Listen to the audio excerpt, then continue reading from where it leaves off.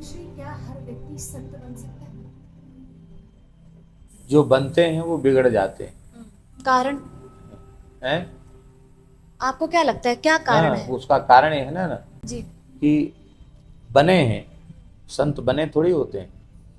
मोर के पंख जो है वो बनाए नहीं जाते, वो तो बने बनाए जाते हैं। मोर के जो पंख हैं उसमें कोई ब्रुश ले करके और चित्रकारी करता है मोर पंखों में? क्या करता है? कोई कोई तो नहीं करता। स्वाभाविक बने आते, ऐसे संत भी स्वाभाविक बने आते। और जो अब हम किसी उद्देश्य को लेकर संत बन गए कि चलो साधुओं के प्रति लोगों की बड़ी श्रद्धा है, हम साधु के भेष में होंगे तो हम लोग रुपया बहुत देंगे, हमारा बहुत आदर करेंगे, बहुत सम्मान करेंगे। तो हमारा उद्देश्य क्या हुआ? धन की प्राप्ति उद्देश्य हुआ। धन की प्राप्ति उद्देश्य हुआ तो धन में जितने दोष हैं, क्योंकि हमारा लक्ष्य भगवान तो है नहीं, धन में जितने दोष हैं वो सब हमारे में आ जाएंगे बिना बुलाए। तो इसलिए हमारी ऐसी मान्यता है, हमारा कोई किसी पर थोपना नहीं है। हमारी ऐसी मान्यता है कि स्वयं जीव के कई जन्मों के संस्कार,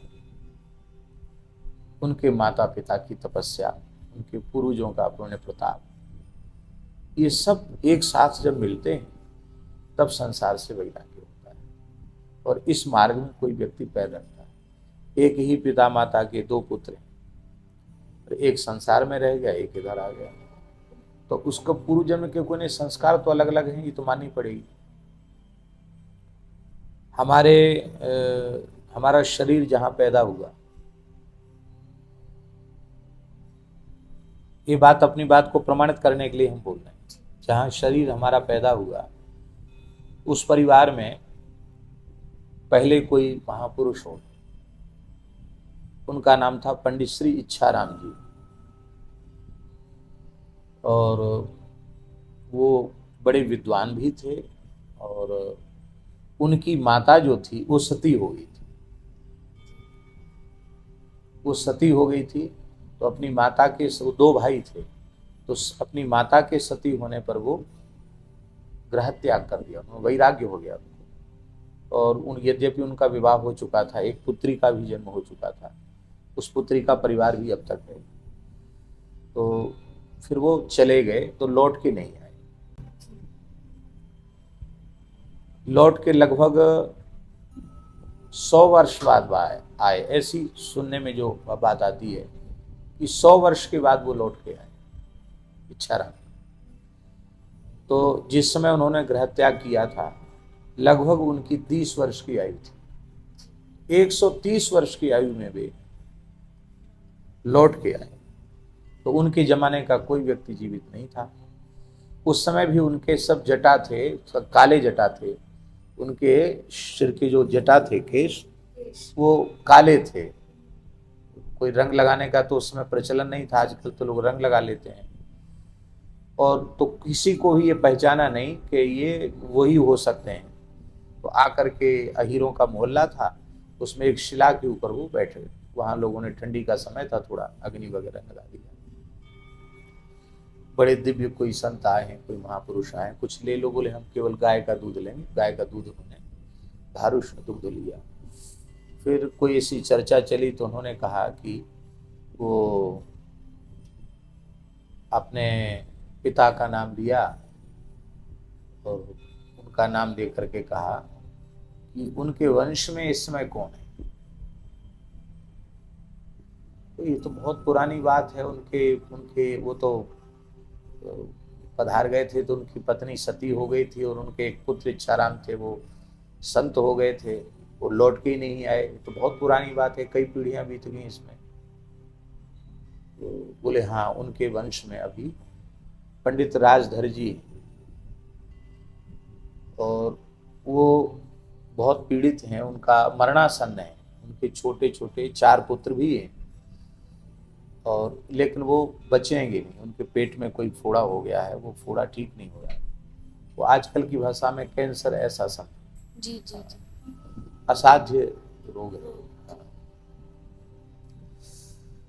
तो लोगों ने जाकर उनसे कहा कि ऐसे संत आपके पूर्वजों का नाम ले रहे हैं, तो फिर दूसरे दिन उन्होंने कहा महाराज हमारे गांव के महाराज हैं तो कष्ट में हैं, चल के आ नहीं सकते, आप वहां तक चली। तो वहां गए तो फिर उन्होंने कुछ कृपा की और तत्काल ठीक कर दिया। वो जो घाव था उसको तत्काल, यद्यपि वर्तमान विज्ञान इसमें विश्वास नहीं करता है, लेकिन अनहोनी घटनाएं घट जाती है, उन्होंने बिल्कुल ठीक कर दिया।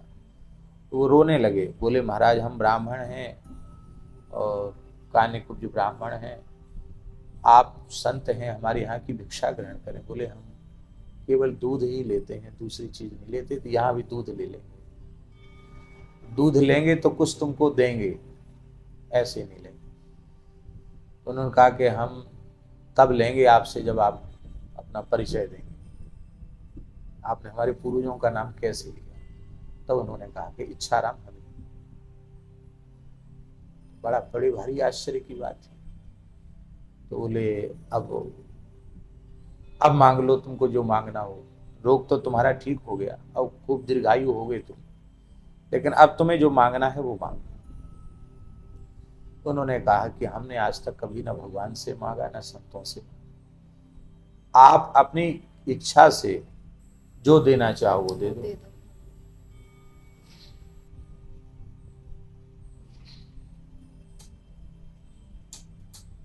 आप अपनी इच्छा से जो चाहें वो दे दें। अच्छा अपनी इच्छा से, तो बोले तुम्हारे तीसरी पीढ़ी में फिर एक साधु होगा, बस ये आशीर्वाद देख चले। तीसरी पीढ़ी में हमारे बाबा की, मैंने बाबा को आशीर्वाद दिया, उनकी तीसरी पीढ़ी में हमें। तो अब ये हमने तो देखी नहीं घटना, हमने तो अपने बड़े बूढ़ों से सुनी, और उनके हमारे बाबा के पिताजी को आशीर्वाद मिला था कि तुम्हारी बात तुम्हारे पुत्रों की तीसरी पीढ़ी में एक संत हो। तो अब ये पक्का ही हो गया कि भाई ये कोई पूर्व का संस्कार होता है। नहीं तो हमारे शरीर के भाई भी थे, तो उनको भी हमारे पिताजी ने संस्कृत पढ़ाना चाहिए, वो नहीं आए, नहीं पढ़े, और हम इधर आ गए, संतों में आ गए, तो संतों ने अपने चरणों में हमको रख लिया। तो हमको ऐसा लगता है कि संत बनते नहीं, जो बनते हैं वो बिगड़ जाते हैं, और जो बने बनाए आते हैं उनकी भगवान रक्षा करते हैं। भगवान ने बना के भेजा है तो भगवान सुरक्षा करें। बहुत सुंदर। गुरुश्री, जिस प्रकार एक शिष्य को तलाश रहती है गुरु की, क्या गुरु भी खोजता है एक ऐसा शिक्षक तमाम उम्र ताउम्र उनके साथ रहे, उनकी सेवा करे?